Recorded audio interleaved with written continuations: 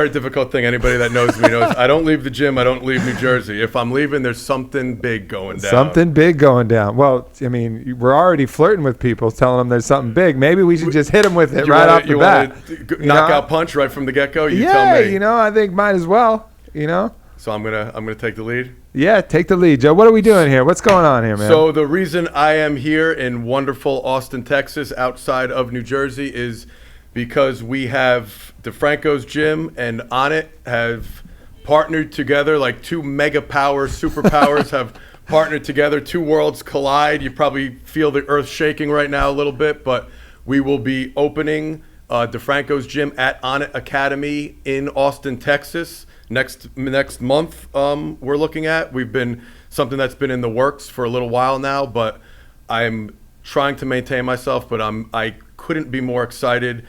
People have come to me in the past for 10, 15 years. People have, flirted with the idea of franchising the gym, opening up a second location, closing down, opening up a different gym, and it was just never right. And finally, I found the person with Aubrey and the company with On It that I was like, these are some badass dudes. This is a company I want to be in line with. They're in line with our core values. I just think both companies, we pride ourselves on leading from the front, over delivering with everything we do, and your aspect of the supplementation, nutrition, total human optimization, our gym, it's going to be a match made in heaven, and the sky is the limit, if there is even a limit on this. I couldn't be more excited. Amen to that. Yeah, I feel exactly the same. And it's funny, as our relationship developed, ostensibly it would seem like we would have a lot more differences than we do. You got a lot of these huge guys coming through and lifting huge weights in the squat rack. But then the farther we go, start talking about supplementation philosophy, nutrition philosophy, getting back to those healthy, natural, earth-grown nutrient bases for what we're putting into our body. And the alignment there was great. And then I actually go out and go to your training and talk to some of the people you're with, and all of the effort and energy you spend on joint mobility and myofascial release and treating the whole person, making sure that they're healthy. Boxer was fighting a jiu-jitsu guy, and then if the jiu-jitsu guy wins, he's going to fight a wrestler, and everybody had their disciplines. Now, in order to win in the UFC, you have to be good at everything. You have to be a mixed martial artist. Yeah, even the names that people use, they just kind of make fun of it now. It's like you'll find some guy who's like clearly a wrestler, and it'll be like Kung Fu Jitsu, or it'll be like, as a Kung Fu Jitsu fight. You're like, what is that? That's not even a real thing. They're just. I think one of our guys, Eve Edwards, out here, he named his discipline Thug Jitsu. I think is what he did. Just it doesn't have any meaning anymore because these athletes are so well cross-trained. Yes. That to call yourself one thing, maybe you have your strength, your proclivity, like where you want to dictate the fight, but all these guys are training in every aspect. And I think it's a great example because it parallels, DeFranco's gym and our philosophy on training. People will say all the time, "What's your philosophy?" Or it's always funny to me when somebody comes up to me or emails me and says, "I'm on your program." You don't know what my program is. Just because you saw a YouTube video of somebody bench pressing with chains doesn't mean that's my program, So we are, the equivalent of a mixed martial artists in the training world. If you need to bench press with chains and you need to put on size and strength, we're going to do that maybe with heavy barbell training exercises. But you might need a lot of mobility. You might need flexibility. You might need more speed training. So we're going to do that. You might need to improve your power. So we're going to do more jumps and plyos and med ball throws. And, we're going to incorporate kettlebells, but we're also going to incorporate dumbbells and barbells. And I think it's not a secret, but the secret to our success is we're not just good at one thing. We've studied. It worked so well. I experimented on 8 NFL guys. During that particular workout, they all ended up improving their sprint times and their work capacity went through the roof. And then I did more investigating and I realized how much, adding On It supplements into my program, and this isn't just an advertisement, it's the truth, how adding your stuff into our type of training and our philosophy of longevity and health and more long-term benefits, it was just a match made in heaven. I finally had supplements that can give that extra 1 or 2% that my athletes needed. Not just the training, they need the nutrition and supplementation aspect is huge. And you were the guys we aligned with, and look where we are now. Totally. And, I think, mentioning that 1 or 2%, that's a philosophy that a lot of people don't understand. But so many decisions, even like if you're a regular person, the decision on to get a really good workout or either phone it in or kind of maybe not even go, maybe you're resting on a 48-52 situation. Yes. Anyways, like so many things are these 50-50 balls, so a couple percent one way or another is the tipping point. And for elite athletes, it's real easy to see, skiers, 1/10 of a second is the difference between first place and 12th place sometimes, and for some of these other football players, that speed off the line, that power on the initial contact, all of these different measurements are split something and it doesn't work, change it, mix it around. And that's what I really, really loved was that, dedication and passion to keep being better and not just try to make a quick buck, put out these outrageous claims and then, go hide somewhere. Like this, you could see you're in it for the long term and you're really trying to help people and you're doing it the right way. And, that's why I'm sitting here right now, basically. Right on. Yeah. I mean, and that's the total human optimization concept is it's just not looking at one little tiny focus, and I think that's something that a lot of people, get too narrow vision on so many different topics, and it's kind of trained up through the medical culture. You see these these commercials, they crack me the fuck up because it's like something to treat some pretty much benign condition, and it's like bleeding out of the anus can be expected in 60%. I was like, what's worse than bleeding out of the anus? Well, death, my hair loss. My hair loss, may cause impotence and bleeding out of the anus, but it will shown to increase hair growth by 40%. What the fuck are you talking about? Yeah, no, I hear you. I have my dick can't get hard and I'm bleeding out of the ass, but I got a great head of hair. Like the ladies are gonna love this. This is gonna work out well. Yeah, and I think a lot of the performance supplements are like that as well. They're going to crush your liver. They're going to deplete your adrenal system. All these people on these, taking these massive explode. Shut down. Yeah. It's not the way to go, but unfortunately we're in a quick fix society and, I guess those products will always be around, but I'm going to make it my mission and I know you as well, do our best to educate people on, what really works and what's really healthy. And now there is an alternative out there with companies like Onnit. You guys are doing the right thing. It's just unfortunately, I feel like doing the right thing is not as much in the norm, or it's much more rare than people going after the quick buck. Well, eventually that'll shift, as more of these cases come out. And, and when you're putting all of this foreign stuff and all these synthetic things in your body says, what the hell is this? And it tries to flush it out. And to do that, you're going to be dehydrating yourself, which is going to be lowering your level of minerals and electrolytes, which is going to cause the cramping. And so many other downstream effects of these supplements are there that, the risk reward benefit is really not in favor of doing it. And it's starting to prove, our other good friend, Mike Dolce, who handles, performance coaching for all of the MMA fighters, he's really gone back to the simplest of basics. And, we work with him as well because we're of that mindset, but you can't afford that in MMA, like that margin is just so razor thin. And if you get tired, it's like if you get tired in football, you raise your hand. I'm out, coach. Woo, let me get a breather. Where's the cool zone? Let me squirt some Gatorade. You get tired in a fucking cage, you're getting brain damage.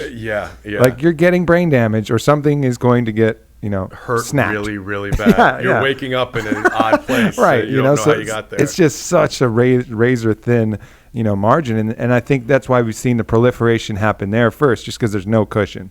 And the people who are doing it that way are becoming champions over and over again. Yes. And then, I think that'll happen. And it's already happening. I'm seeing it now with the NFL guys we're working with through you and through other different channels, through the NHL guys we're seeing, through the extreme athletes. People are kind of catching wind of this. And I think it's going to expand to the rest of the market. Yes. And I think it's the better athletes, the more cerebral ones that are in tune with their body, will get it. Because I think still that high school mentality or college mentality or even some pro athlete mentality is the feeling. You take that scoop of the rhino shit and you feel like $1 million and you're going to go, you could run through a wall, but it crashes real quick where the Shroom Tech even fooled me in the beginning. I forgot that I took it. I took 4 of those, kind of went through my warm up and you don't feel anything, which now I know is awesome because it's, the performance I'm having on that, it's real. It's not some artificial, cranked up CNS and then you crash. I had forgotten that I took the supplement, which, that's how I know it wasn't any placebo. I knew the work I was able to do. And then when I went back and finished the workout and realized I did about triple the amount of work that I would usually do, you go back, you read the ingredients. I studied more on the cordyceps mushroom. I had heard about it, but never really, studied it as much. And then you go back and you're seeing and reading about what it actually does. And then you realize, oh, that's why I didn't feel anything. Yeah. But my end result was an amazing workout. I didn't cramp. I was able to go to sleep at night. I actually felt pretty good the rest of the day, just a little more focused, clear. Sure. Just had more energy to go on with my day, where those other supplements, like I said, 1 or 2 great sets, and then you're done. God forbid you're an actual, working person that has to go back to work after they work out. I mean, I've been, falling asleep in the bathroom at times where I would train some clients, work out, and then have to train clients again for another 6 hours. You take the standard pre-workout supplement, you're done for the rest of the day. And, Yeah, you just can't have that. Yeah. Have as good of a senior year. We were still at a great high school football program, Bergen Catholic High School Brian Cushing as well.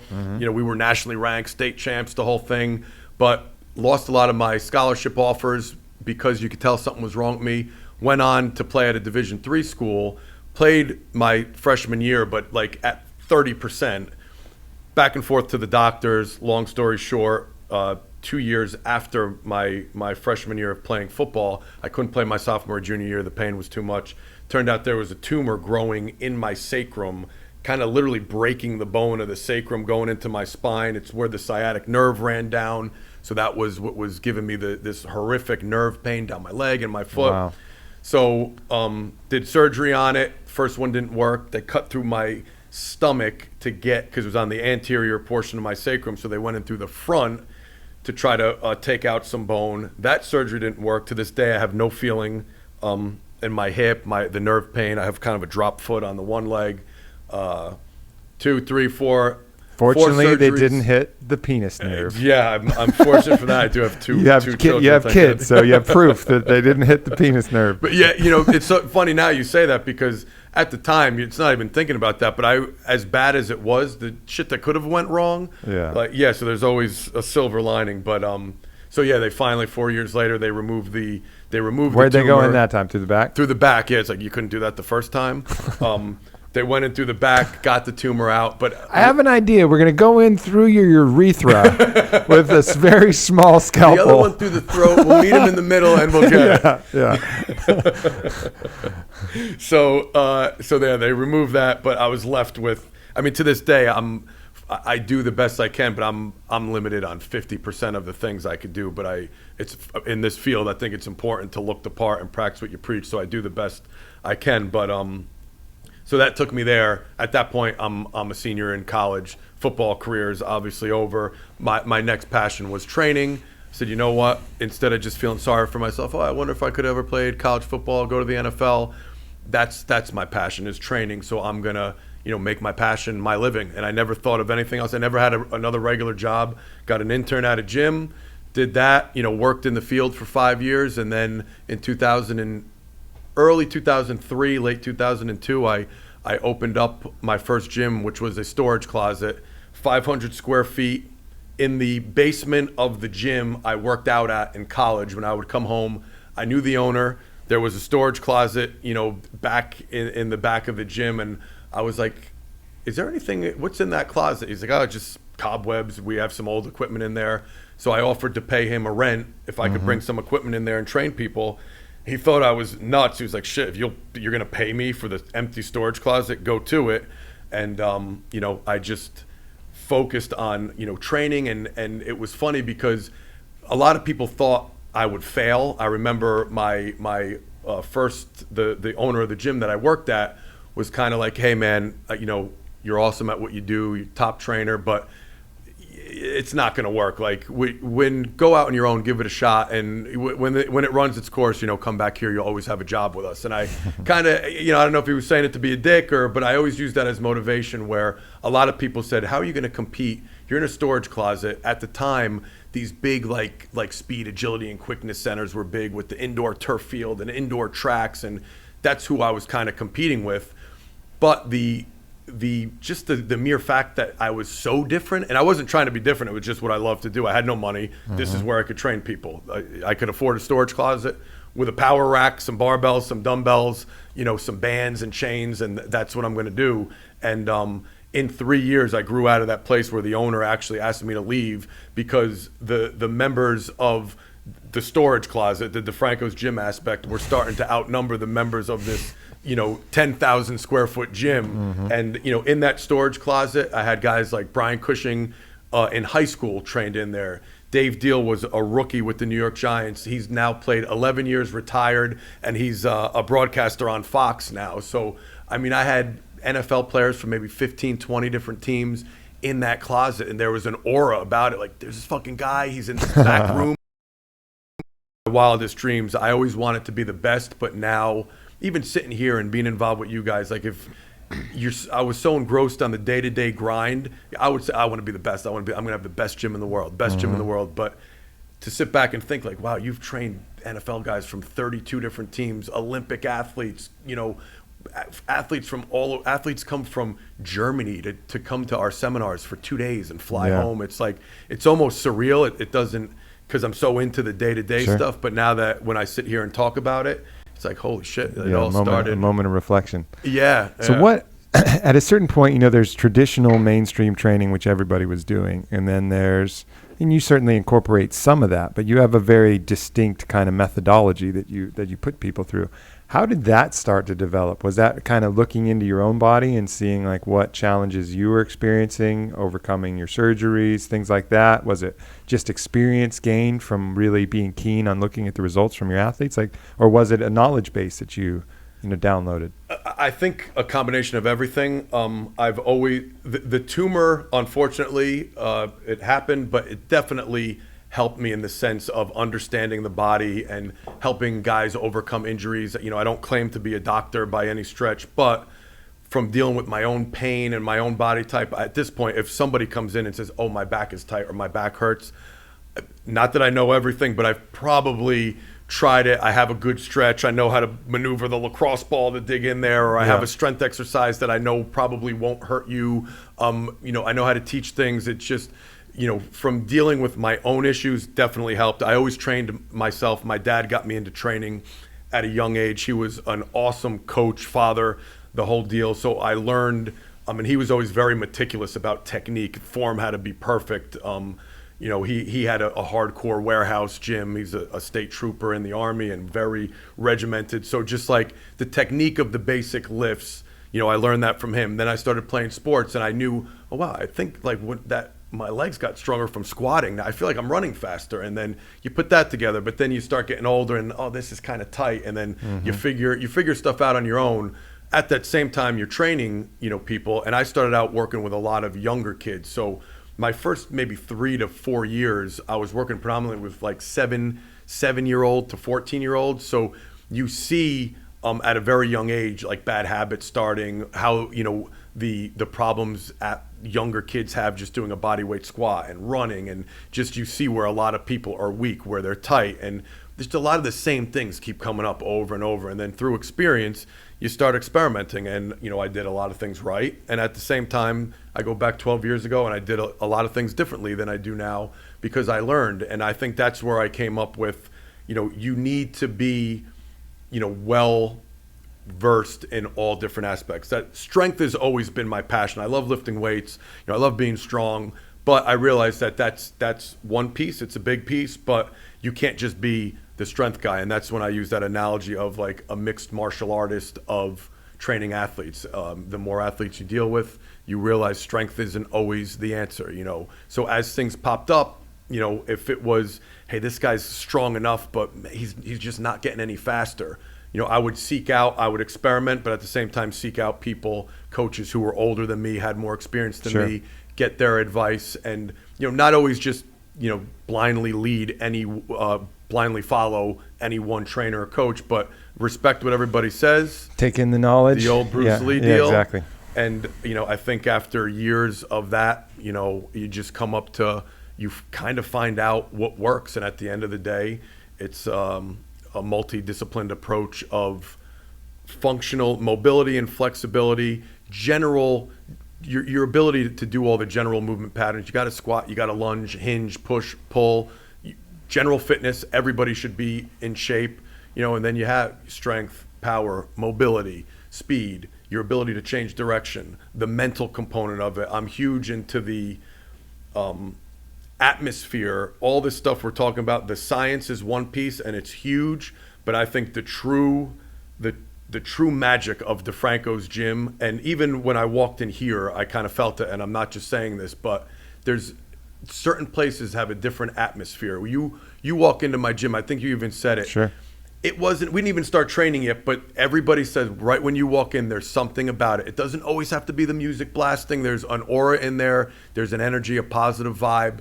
When you have that, the science plus that kick-ass energy and atmosphere, family type atmosphere together is the magic. There's almost like a energetic residue that kind of sticks around some places, like Madison Square Garden, for example. Yes. Like if you're going to watch a boxing match in there, it's like, ooh, there's some shit going on in here, Yes. And you could feel that in your gym, and we're starting to really cultivate that here. When I walked in this morning and it was early, it was like, this is a cool place. This is a cool place to work. It's got that feel, that vibe, and I was like, just reassuring me again, like, shit, I made the right decision. Like, this is your offices are like the office version of my gym. There's a feeling when you walk in that, like, I'll go to work today, as opposed to, fuck, work Monday morning. I go into your gym, and I've been in New York, so, and had a few drinks. Obviously, I'm staying in Manhattan. What am I going to do? And I get in there, and you start looking around, and you had some players in there at that time too. And I was like, okay. I start stretching for reals. It's not just like one of those like lean back and forth, wiggle my hips around. Yeah. I'm about ready to train. I was like, okay, fuck. All right, let's start going. Let's start really getting yourself mentally, physically ready for some shit here. Yeah, and that's the great atmosphere we try to cultivate, and that's the key. I think a lot of there's definitely a lot of coaches and trainers that are much more book smart than me. I love the science, do a lot of reading, and I love that aspect of it. But I got an 890 on my SATs. I'm not the smartest guy in the world with any stretch of the imagination. But you might have that smarter guy, but they're missing that component. Sure. And then you have like the rah-rah guy that he's a motivator, but he has no idea what he's doing. Right. It's just trying to make guys throw up all the time and being the tough guy yelling at people. That's not the answer either. If you could have both, that the atmosphere with the science together, that makes the magic happen. And I really believe that we've developed that at my gym. I see it here, and that's a component. There's no books on it. That's one thing we try to add into our certification, because it's not an exact science, but there's definitely some things I learned along the way. It's even something I was thinking maybe writing a book or an ebook on it, because there's something about that information needs to get out there. Too many trainers and coaches, gym owners, they study, they read some programs, they read some books, and they think they got it. If you don't have that aspect of your gym or your company, you will not make it. You'll never reach the potential. You have to have that piece to the puzzle. And the challenging thing is it's not, that's a debatable comment. So from a business model. From a business model, for sure. You said something that may stick out to some people, because it kind of stuck out to me. You said you were training people as young as 7 to 14. So what is kind of your philosophy is like, when is too young to train? What type of training is good for kids as they're kind of developing? And when can you really ramp it up in your mind?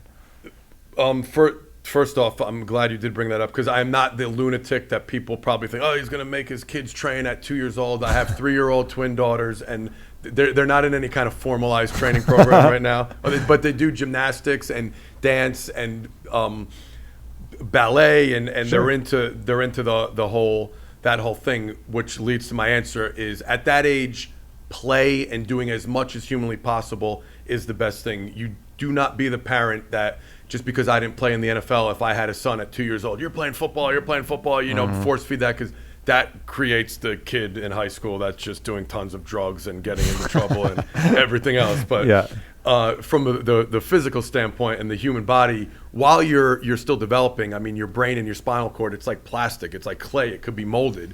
So you want to expose it to the most amount of movements and just play and things possible.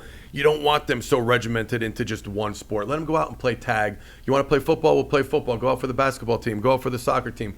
Letting them play is the best thing, and that's why even at my gym, we started taking some younger kids. But when I started my own business, we started in high school because I was like, when they're young, let them go out and do what they want to do. I didn't want to have a formalized program for younger kids. But then there's always exceptions. There are kids that at 7 just really they might love their sport and they want to do more. So now we started making some exceptions, and there's definitely some merit to it. But the general answer is expose your children to everything while the brain and the nervous system are developing. Then let them see. Once they get to high school, you could start specializing, narrow it down to 2 sports, and then see what one you're better at. Another tough conversation we have to have is with a lot of parents and kids. If your kid is 5'2" and a little bit chunky and he loves basketball, if he's gonna basketball or wrestling, you might say, well, your frame's a little better for wrestling. We could drop some of the weight, and 5'2" is better to wrestle as opposed to basketball. So push them towards the sport that their body's a little more meant to be with. So that's always another tough thing, but that would be my philosophy. Do everything, narrow it down, and then stick with the one you're best at. Right. I mean, you're not going to be a great badminton player probably, Joe. I mean, it's just not. And I wasn't watching, I watched growing up like everybody else, and then lost touch with it a little bit. But, long story short, I called back, and it was really the Triple H. And he asked me if I could go meet him at his house. He had just suffered a torn bicep tendon, and this was after he's ruptured both quads torn completely off the bone during a match, finished both matches, elbow stuff, shoulder injuries, more injuries than any professional athlete I've ever trained by far. It's a professional wrestling, like, I get offended at this point. People call it fake, and that's not even what I do for profession. But man, that is the furthest thing from fake. Those guys and girls are athletes, elite athletes, and I just have a ton of respect for what they do and the travel, but that's a whole another tangent. But I just wanted to throw that out there. Yeah, the demands that they put their body through are unlike anything else ever, anywhere. It's a completely different animal.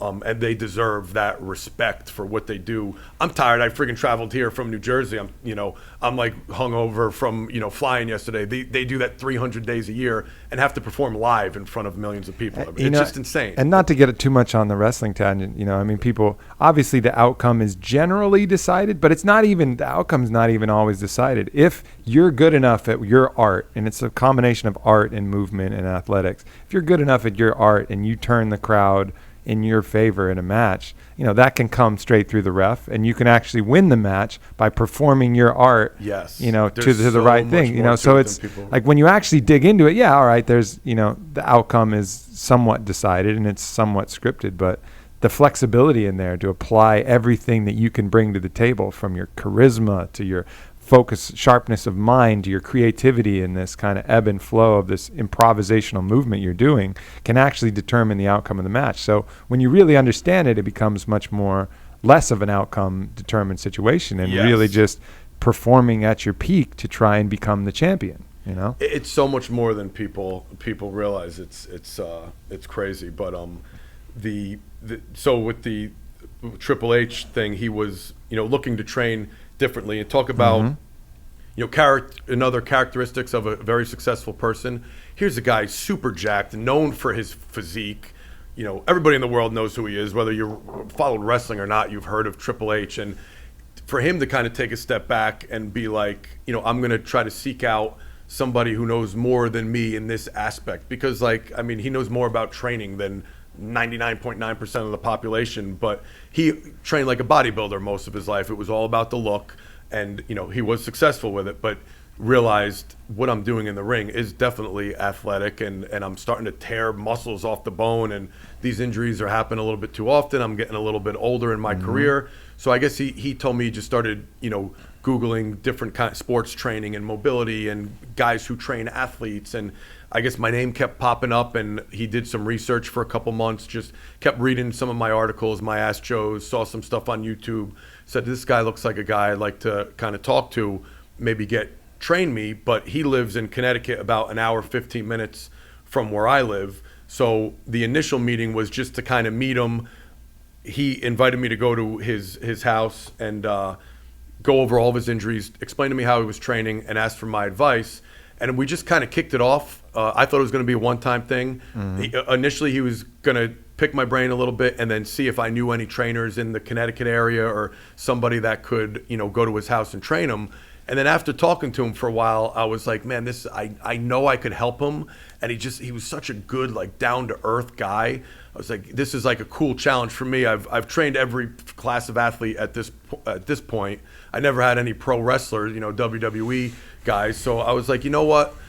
I'll come to your house. And he was like, you sure? You want to take that ride? And so we agreed on like a 1 month kind of thing. He goes, you know what? Let's try it for a month. I totally understand. If it's too much, whatever. I'll find somebody else. Maybe you could do online programming for me. Yeah. And we started out with like a month probation period, maybe you would call it. And 4 years later, I'm still there. I go every week. Him and Stephanie both train. And, I get stuck in traffic. Takes me 2 hours to get there many nights. I'll get there 10:30. Sometimes they're just getting home from work. They put their kids to bed, spend a little time with them. They come down and train. We're finishing up 12:30, 1 in the morning. Wow. Take the 2 hour drive home. But I mean, if it was anybody else, it'd be a little bit too much, but they're such good people and they're so passionate and dedicated, and they're just so, so much fun to work with because, they see the results, they see the benefits, but it's also motivating for me to just be around other successful people. I pick their brain a lot on every business decision. I brought this up to them when we first spoke, and I was like, hey, we're thinking about opening up a gym in Texas. What do you think? And they'll sit down, talk to me, the pros, the cons. Like, they've just become two very good friends. They motivate the hell out of me. I see how hard they work. They're traveling, they're still training at night, and it's just made me a better person, better businessman, better everything working with them. So yeah, I mean, for as long as they're training, I hope that they would continue to want me to be their trainer. And it also opened up my eyes to this whole wrestling world where like that is like the new class of athlete that I really enjoy, working with. They developed their performance center in Orlando, is modeled after my gym, same layout. It'll be just like our gym here. A lot of the similar philosophies where they're MMA approached, they're doing a lot of mobility work, a lot of athletic type stuff, but they mix in the bodybuilding because they all got to look good in their underwear too. So it's, it's a lot of different disciplines into one workout, but they're training them like athletes now. Yeah. And it's, to have an effect on like how the WWE trains is cool from like a kid growing up watching Hulk Hogan, I'm like, wow, I could help out with the training of these guys now. It's very cool, but and cool to see. I mean, all the guys coming through, they're taking all the Onnit supplements now too. Wrestling has that stereotype like bodybuilding does. Everybody thinks it's all steroids all the time. All these guys like Seth Rollins and the Shield and everybody who's coming through, they're super keen on this natural approach because they know that's what's going to give them the longevity. And that's the key word is in that industry, man. Longevity is the key. Like, they're not just their Super Bowl, WrestleMania, is on a Sunday, and it's the biggest show. They all go all out, put their body on the line, beat the hell out of it. Every other sport, performance, anything, after your peak, you take a month off. You take 3 months off.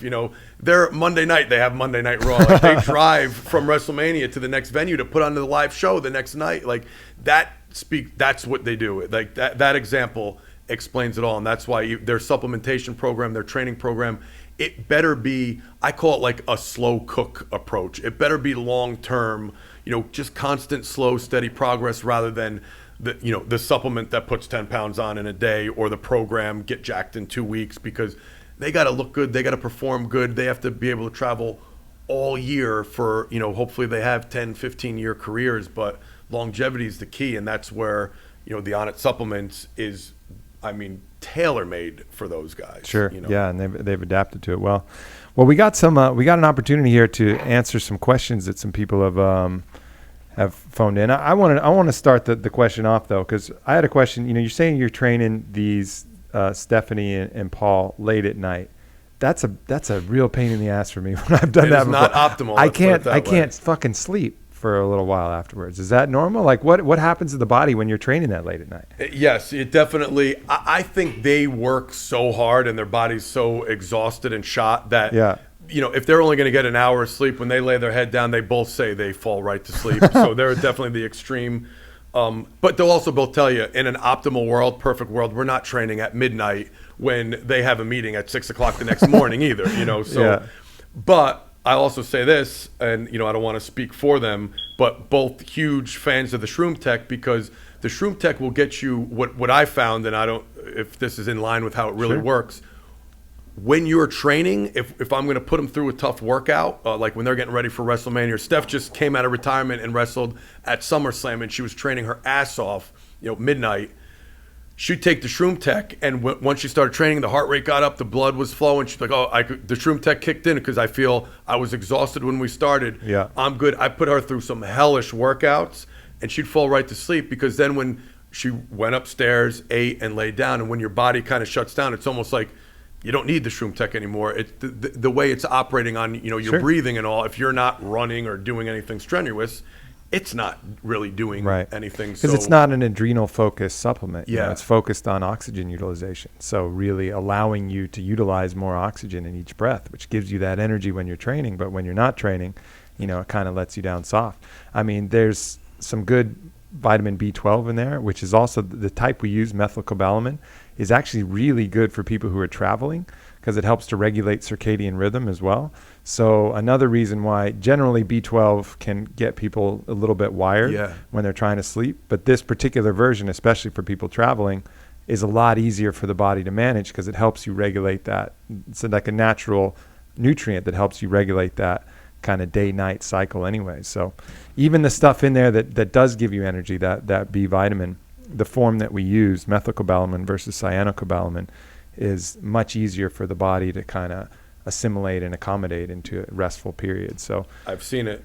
It's that's the ultimate endorsement for that supplement. Anybody who has to train at night, if you want a pre-workout supplement, hands down, that's the one. Yeah. Amen to that. I love that. All right, Orlando. Hey, let's hello, fire everyone. away. Here Hello. There he is. So we took some questions now from Twitter and Facebook. So we'll give Joe the first one. Mike Gonzalez wants to know, what stretches or exercises would you recommend to help him in with his pistol squats? He says he keeps having trouble keeping his leg extended straight while attempting the squat. Generally speaking, and again, I'd have to, it's always better to, I hate giving advice without seeing people, but in general, the tightnesses I see, hip flexors, you want to stretch out your hip flexors, make sure the kind of classic kneeling hip flexor stretch, make sure you're not just overextending your low back. You want to contract the hip flexor that you're stretching, that glute should be contracted, spine neutral. You could raise your arm overhead to get that an extra stretch on the hip flexor. So definitely focus time, not just stretching, but soft tissue work. I have some stuff online too where you're digging a lacrosse ball in there. So hip flexors are number one. Also focus on ankle mobility. There's a lot of stuff online with using a band, ankle mobility, even a basic, a weighted calf stretch. Hold on to like a 30-pound dumbbell or kettlebell and let your put your toes on stairs, let your heel just drop down, hang out there. This is another time where you could static stretch. They say not to static stretch before training, but you could static stretch your calves because they're not a prime mover in the pistol squat. Static stretch the calf with a little extra weight, and then bend your knee while your heel is hanging down. That gets the soleus and almost the Achilles a little bit, but those would be the two I would focus on, hip flexor and ankle mobility. Cool, right on. And this next one, we'll ask both of you guys actually. Dyslexic Demon wants to know, if you could tell your past self one piece of advice. Does Dyslexic Demon, is that what causes dyslexia? Is he like spreading dyslexia it's throughout the world? That causes it. Hope it's not airborne. He's the guy. He's responsible. If you could tell your past self one piece of advice about working out, fitness, what would that be? What would that advice be? I can start that off because I'm having to deal with that right now. There's right now, as I'm 33, and my goal is I still love competing. But I love doing a whole wide variety of sports and doing it well and just feeling good while I'm doing it. I've started to notice and doing even meditation and doing some different, awareness, becoming more aware of my body. I've started to become aware of imbalances that have developed over years of patterning, quad dominance versus hamstring dominance. And it even comes from the way that I run, and I've started to become conscious when I'm running to pull into the ground with my hamstrings as I'm running. So I'm developing that there instead of just always focusing on the push that's developing this quad dominance. And that's going to help keep my knees better. Hip mobility is dog shit, and it's like I'm realizing how limiting that is. I used to be able to get away with it, but now it's starting to, that's like a weak point for me is when something gets hurt, it's like, oh, my hip flexor's too tight. And it's because I haven't spent the time adequately stretching that out and working the myofascial and then even posture, getting my pelvis to like rotate under as I'm standing and doing any variety of these other exercises, focusing on that, dropping my shoulders back. These things that you don't think about, as you're trying to build a big chest, you don't care that your fucking shoulders are rotated forward, but then you get to be, 33 and then it's like, oh, all right, now I got some issues in my upper back that are a problem. And, you just have to unwind these things. Whereas if I would have just been conscious of them from the start, I think I'd be better off. So that would be the main one for me. Well, we have the same answer because I was going to call it just kind of warm up. I know with me when we were in high school, walking to the gym, 135 on the bench, 225 on the bench, 315, get crushed, do something else. Like that was like 12 years of that. Yeah, for sure. Like I stopped doing that like 2 years ago, actually. But I think the key is, Aubrey touched upon it, is you could at that point when you're 15, nothing really hurts. So you just go in and you start training, but if you don't have to warm up as long as a 30, 40, 50-year-old, but even if you feel good, I wish when I first started training, and my dad will attest to this too, who's 67 now, still loves to train, but shoulder replaced and all the typical things. We all love lifting, but warming up isn't as fun or as sexy, or you just want to get in and get started. So you got to warm up, even if you feel like you don't need to. And going along with Aubrey said, a simple version of that, because you just named the two most common problems ever with the hip thing and the quad hamstring imbalance.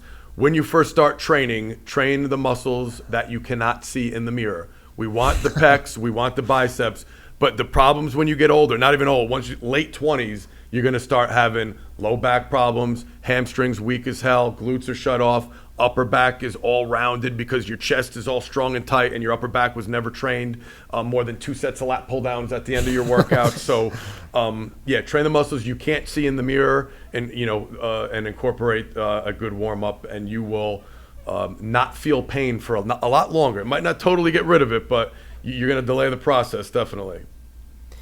Okay, and here's another question. Aubrey, this might be more for you since we've never really come out with an official stance on this. But official stance time. Yeah. Let me get ready here. Joshua G. Wyther wants to know our thoughts on creatine. He doesn't seem to see it in our product line. Wants to know what our thoughts are about it. Well, I've looked into that for quite a while, and I think when creatine first came out, there was a big craze, and really the way that people were supplementing with that was very much aesthetic focused, and I did that, and my muscles felt bigger but almost fluffier, like the water retention was higher. I think there's some formulas now that are getting a little bit more creative with how how it's assimilated into the body and the dosing mechanism, that loading phase and this whole thing that kind of came out when it happened really didn't have the performance benefits that I wanted to see personally, and nor talking to athletes. That was to get you to buy more. Exactly. But now I think there's potentially some viability there for doing it a different way and doing it a right way. And I'm still kind of investigating that myself. I haven't found anything that I'm really that excited about, but there's a couple different venues that I'm kind of taking a look on. What are your thoughts, Joe? I've took it as well, and I've definitely seen results from a performance standpoint. I noticed I got bigger and stronger as well. Definitely had the same thing with the water retention. I've seen it used athletes getting a little bit on their vertical jump, running a little bit faster. There's definitely something with the you need to stay well hydrated. I know that because that was another one of those supplements where I couldn't ignore anymore how many athletes were cramping that were taking creatine. But I think that could be combated just with being well hydrated.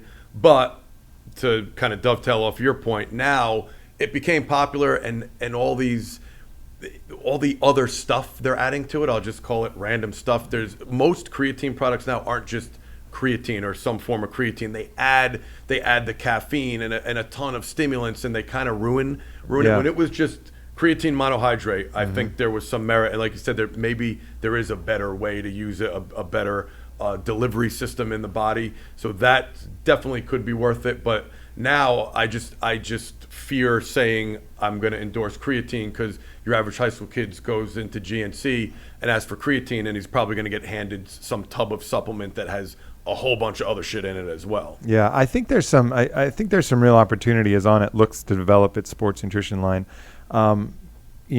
Intelligently targeting nitric oxide enhancement and intelligently utilizing creatine. I think those are two areas that really make sense. Obviously the main name brand nitrous oxide booster is one of those ones that is really truly packed full of all that same stuff, major caffeine and all of that. But beets on their own are a great NO booster. Yep. And so utilizing some more natural ingredients to help boost your NO levels and then utilize creatine, I think there's some room in there to do that. And maybe we'll put our minds together and come up with another edition. After this that'll dovetail really well with obviously the great results that we got from our T+ study. Yes. Oh, and the final question is for me. Oh. Oh, wow. How convenient. I submitted a question. How convenient. So for me, I've never been the type of person that really cared too much about my physical muscle appearance, the bodybuilding type look. That's not what I personally am looking for. My thing is I've always just wanted to be fast. That's all I cared about. I just want to be fast. So what are your top exercise recommendations, or top 2-3 things I should be doing to increase my speed? Well, here's the thing. We would have to first test you real quick and see, are you a stronger athlete or more an elastic athlete? For a guy like you, as soon as I hear, well, I was never as much into what I looked like, so maybe you didn't lift, as much. A guy like you, probably strength training alone would get you faster, because you think, glutes, biggest muscle in your body, glutes, hamstrings, quads, all huge muscles. I could tell you through personal experience, every athlete, I'll list the top 20 athletes I've ever trained speed-wise, 1 through 20. All of them are strong as all hell. Lean, not just powerlifter strong, relative strength is what I'm speaking of, but all of those guys could even bench press double their weight, squat, almost 3 times their weight, lean and very fast. So getting stronger through the basic lifts like squats and deadlifts, single leg squats, lunges, all that stuff would definitely help. And then once you develop that strength, is the best thing for sprinting is sprinting. There's getting a coach and kind of teaching you the mechanics of sprinting so you could run more efficiently. But if you don't have the strength to hold the proper positions, I could be the greatest coach in the world. I could coach you and tell you to, drive your arms, keep your core stable, and, drive your hips at 90 degrees, knees above your hips and all this kind of stuff. If you're not physically strong enough to apply force in the ground and hold those positions, I could coach you to you're blue in the face. So strength is the foundation, unfortunately, and then you get into running sprints and utilizing that newfound strength. And one other thing too is when you're talking about speed, you're probably not talking about direct linear top speed.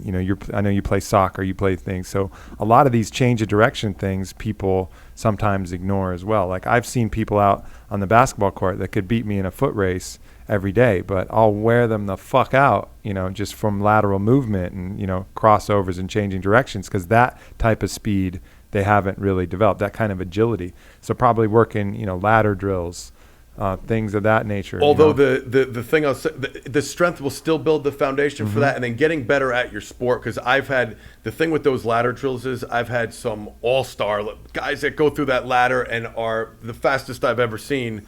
And then on the athletic field, people say, well, they look kind of stiff. They don't have any agility.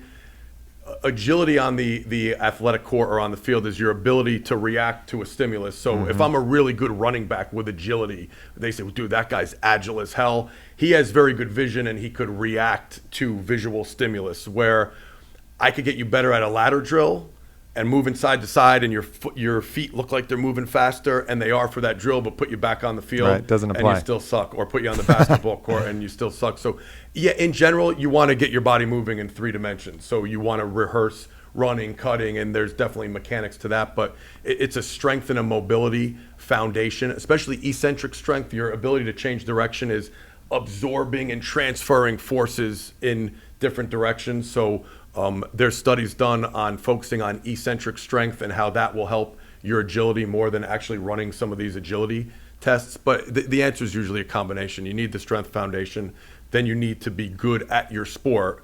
But then also for younger kids, like the ladder drills are great, the cone drills, because you could teach them the mechanics while they're in a teaching type of setting where they're thinking about it. But then ultimately, to be better and more agile at your sport, you have to be better at your sport. That stuff doesn't always translate. Beautiful. Cool. And I guess this will be the last one. I guess we can emphasize on this as well. Andrew Nandlal wants to know if we're going to start an What was that name again? I cannot pronounce it. Andrew Nandlal. It's Nadll. Okay, Andrew Nandlal. Okay. Right. He wanted to know if there's any chance of us starting an On It franchise gym, which I guess we're kind of starting the first one. Test run. Yeah. But, let's go a little bit more into depth of this new gym we're doing with Joe here, and what that's going to be, and, what possibly this may come out in the future as far as franchises go. Well, I think, our focus, every athlete that you ever interview is going to say a similar answer to what I'm going to give, is you focus on one game at a time, and I think for us is making this gym as good as it can fucking possibly be is a real priority. We got to get the systems in place. We got to understand how the synergy of this partnership works, where the overlap is, what the fusion dishes we're going to create are, when we're going to stick to our core competency and have, that kind of separation between the academy and DeFranco, and how that's all going to look. And then once we get that down, and we're really comfortable with it, I think, the natural progression is to look to, to expand and to provide this in more areas. I mean, I think this will always remain something of a flagship. We'll have the original sweated on magic, Joe DeFranco equipment. The magic equipment will be here. This will be the core. It's right next to the very pulsing heart of On It, which is, separated by one wall from the gym. I don't think a lot of people know that we're actually taking Joe's equipment that's being used. Yeah, exactly. Yeah, we talked about that before, but yeah, these people wouldn't, we didn't mention that here. I kind of forgot. Yeah. Some stuff that's coming out later, but yes, the actual sweated on equipment you see on the YouTube videos, strong documentary, the WWE that Triple H trained on before WrestleMania, like that. We are backing up a truck and loading my gym, and we are moving it to Texas. So this will always be kind of a special spot, and this will be a place to do it. But, I looked out there now at the gyms and kind of training in general, and I see a real opportunity. There's been, obviously Globo gyms have been popular for a long time, the Gold's gyms and the 24-hour and all of these Equinox, and they'll always continue along. But then there's been that resurgence of that CrossFit methodology as well, which, certainly has that merits, that kind of team effort focus, the really functional training, that high energy exertion. But then you're starting to see a lot of people who are pushing back from that because they're not treating the whole body. They're getting a lot of injuries. They're not doing enough stretching and myofascial and bringing in that holistic approach, nor are they learning, skills that are fun to use, like some of the equipment that we have. And so I think looking out there, I think there's a real opportunity to take a little bit of the best of everything, using that real world results and performance as the idea, and applying longevity. I couldn't have said it better. Make this first place, make it the best in the world, and it will be. Once we perfect that, we got to get this one first, but I'm all for it. Once we get this thing running like a finely oiled machine, there's definitely, we have athletes coming and clients coming from literally all over the world, ask all the time, you're going to open up a gym in California, you're going to open one in Germany, you're going to open one in Ohio, it's out there. Our world's colliding now. It's the sky truly is the limit, and I'm with Aubrey on that. Let's perfect this one, and then who knows where shit's gonna take us. Crazy places. Is that all you got, Lando? That's it. Well, Joe, it's an honor to have you out here, man, and we could not possibly be more stoked about the opportunities we have to kind of forge this alliance and see what we can create, man. See what kind of monsters we can breed in these pens. A new species of monster will be created. I fucking like it, man. Yeah, I got to think of a better word for excited or pumped, but whatever that word is, I'm so fired up. I can't wait for this place to open up and have all you guys come out here and check it out. It's the real deal. I figure that I just want to throw this out there too. Like I'm born and raised in Jersey. My gym has this Jersey kind of feel to it. But if there is another place I would ever bring it, Texas, that same type of blue collar. If it's very, very similar in that sense, that blue collar work attitude and blood, sweat, and tears, and that's why we are. We're bringing it here, and our clientele is pretty much global. It's not like we just train guys in New Jersey. We have more people from out of the country than we do in New Jersey. So you got your warm weather year round. We hooked you up with that, and easier place to get to. Now you have no complaints. So I'm ready to roll. Hell yeah. Let's do it, man. Thank you, everybody. Keep up with us at the Onnit.com, Onnit Academy, all our social media properties, and we'll have updates on the gym. Hoping to open that in October. We're going to have a grand opening in November. A bunch of marquee people coming out for that, as well as some other events coming in with the actual opening of the gym probably early in October. And how can people find you, keep up with you as well, Joe? On Twitter at DeFranco's Gym, my website, DeFranco'sGym.com or DeFranco'straining.com, Instagram at DeFranco's Gym, Facebook at DeFranco's Gym. Consistency. That's what we like. Much love, everybody. Peace. Thank you.